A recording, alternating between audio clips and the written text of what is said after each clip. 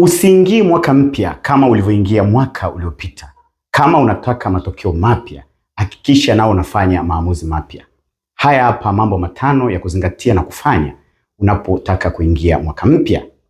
Jambo la kwanza kabisa, hakikisha unafanya tathmini ya mwaka uliopita.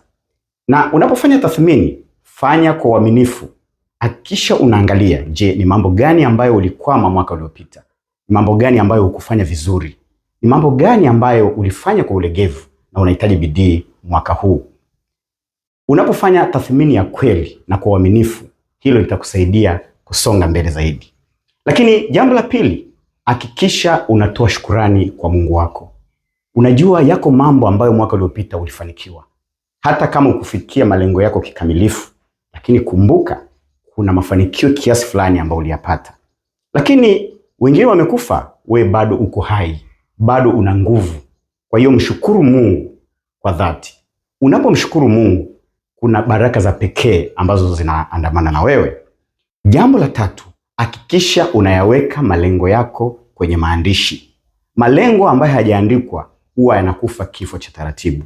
Unapokuwa umeandika malengo yako, ni rahisi kuyafuatilia na kuyatekeleza kwa bidii. Kwa hiyo hakikisha unaandika malengo yako mahali ili uendelee kuchukua hatua za kuyafuatilia. Lakini jambo la nne la kuzingatia, badilisha na imarisha nidhamu yako na si tarehe tu. Watu wengi wanapoingia mwaka mpya wanakuwa na ile dhana na mawazo ya kubadilisha tu tarehe. Unajua hata tarehe ikibadilika na mwaka ukibadilika, kama utakuwa hujabadilisha nidhamu yako, mambo yatabakia yale yale ya mwaka jana. Hali itabakia ile ile, na hata kama ni hali ya umaskini utaendelea ule ule. Kwa hiyo unapoingia mwaka mpya, hakikisha unabadilisha nidhamu yako na si tarehe peke yake. Badilisha namna unavyofanya kazi, badilisha muda wa kuamka, badilisha namna unavyoomba, maana yake omba kwa bidii zaidi. Badilisha namna unavyofanya biashara, badilisha kila kitu unachokifanya katika maisha yako na weka nidhamu ya nguvu. Hapo utafanikiwa sana katika mwaka mpya. Jambo la tano la kuzingatia, hakikisha unajiweka katika mazingira sahihi na unashirikiana na watu sahihi. Mazingira mengi ambayo ulikaa mwaka jana, ulijihusisha nayo mwaka jana, yamekukwamisha sana. Na pia hata aina ya watu ambao ulishirikiana nao inawezekana walikukwamisha sana.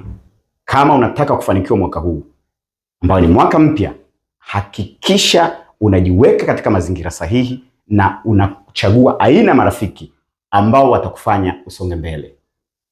Naomba nikuulize, je, mambo yako mwaka jana yalikwama sana? Usiogope. Mwaka huu mpya ni mwaka ambao utakuja na mambo mapya. Lakini wa kuibadilisha hali ya mwaka huu ni wewe mwenyewe, si tarehe wala si mwaka. Zingatia niliyokufundisha na maisha yako mwaka huu yatakuwa na historia mpya. Mungu akubariki.